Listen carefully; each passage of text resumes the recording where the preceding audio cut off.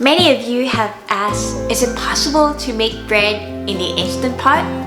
So we took on the Instant Pot Breaking Bread Challenge. Baking Bread Challenge. So we did 15 experiments in our lab to find the best way to do it. So if you're wondering how to make bread in your Instant Pot, this recipe is for you. Come check it out.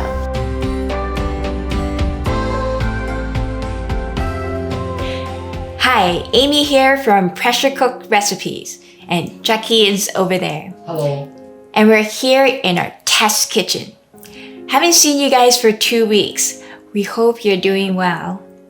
Today, we're excited to share the birth of Cheesecake number 17's little sister, the Instant Pot No Knead Bread number 15. You might be thinking, making bread sounds complicated and intimidating. But hey, it's actually really easy. So why 15 times then? Well, it was already pretty okay by our 6 or 7 tests. But for you guys, we can't take okay. So we kept tweaking and fine-tuning as we learned all the ins and outs to fail-proof this recipe. So if you want to see more recipes like this, make sure to subscribe to our channel. So how do you make no-knead bread in the Instant Pot? We got inspirations from Jim Leahy's famous no-knead bread. What's awesome is it's super easy to make with minimal hands-on time. All you need is 4 ingredients. Yep, flour, water, salt, and yeast. That's all you need. Some people like to add flavorings like spices, nuts, fruits, or cheese, but those are optional. And you'll end up with a delicious and crusty artisan bread. It's quite fun and rewarding, especially if you're a beginner. So let's get baking. First, we're going to make the bread dough. Add salt to the all-purpose flour and mix them very well. Then, the instant yeast.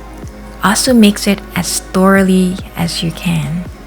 We tried both active dry yeast and instant yeast, and both worked.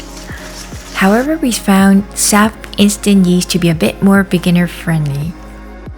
Be careful not to add too much salt because it can affect the yeast growth. So that's why we purposely mixed the salt and yeast separately to further foolproof the recipe.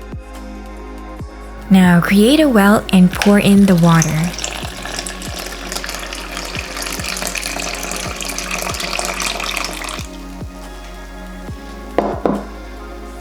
Then mix all the flour in and have formed a wet, sticky dough. Depending on your flour, you might need to add a bit more water, but be careful not to add too much. To me, baking is like magic. It's mesmerizing to see how ordinary ingredients can transform into beautiful and tasty foods out of the magical box. Come to think of it, every one of us has been gifted with all sorts of raw ingredients and tools. At times, they may not seem to be much, but as we sharpen our tools and learn how to use our ingredients, even abilities or characteristics that may be as ordinary as flour, water, or heat, you can use them to bake a blessing to serve the world. Now, we'll let the yeast do its magic and let the dough rise to the occasion. Don't forget to cover the dough with a lid to retain moisture. The temperature affects the time it takes for the dough to rise, and the rising time determines the bread's flavor. The optimal temperature for yeast to grow is between 75 to 85 Fahrenheit. So if your kitchen's temperature is cooler or hotter than that, you can rise your dough in the Instant Pot. Just use the yogurt low or less setting, or the sous vide function on certain Instant Pots. Your goal is to let it double in size. Now we're going to shape the bread dough. First, grease the container with some oil. Then lightly dust your work surface with some flour. Dust just enough so the dough won't stick to the surface.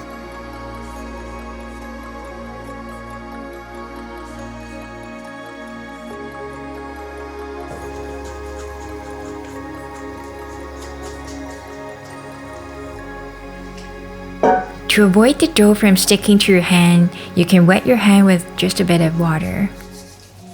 So all you have to do is fold the bottom part up and then pull and stretch the top part and fold it down.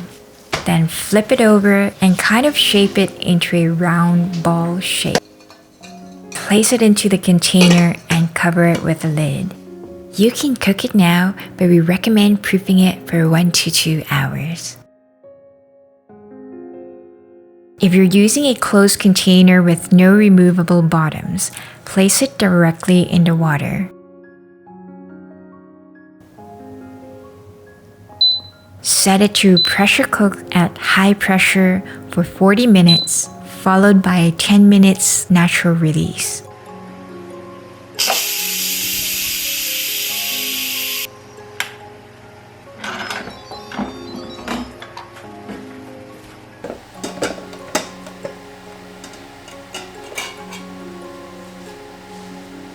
So first measure the bread's temperature. The core should be around 180 to 190 Fahrenheit. The bread is actually fully cooked at this point. You can give it an amazing crust with the air fryer lid or in the oven. Press the broil button, then set the temperature to 400 Fahrenheit and cooking time to 20 minutes.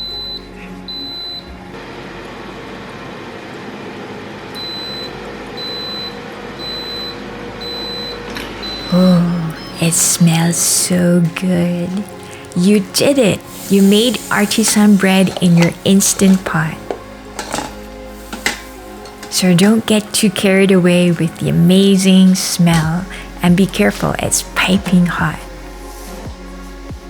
You can check out the written recipe and all the experiment details on our website. You can find the link in the description box below.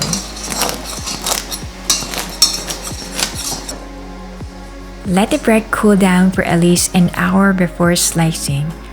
This allows the residual heat to evaporate some of the moisture inside. Enjoy this tasty Instant Pot no-knead bread number 15. Thank you so much for watching this episode of Cooking Together with Amy and Jacky. If you've enjoyed it, please smash the like button. We'll be releasing more Instant Pot recipe videos every week. Make sure you subscribe and ring the bell icon. Also, follow us on Instagram and Facebook. Happy cooking and keep smiling. See you next week.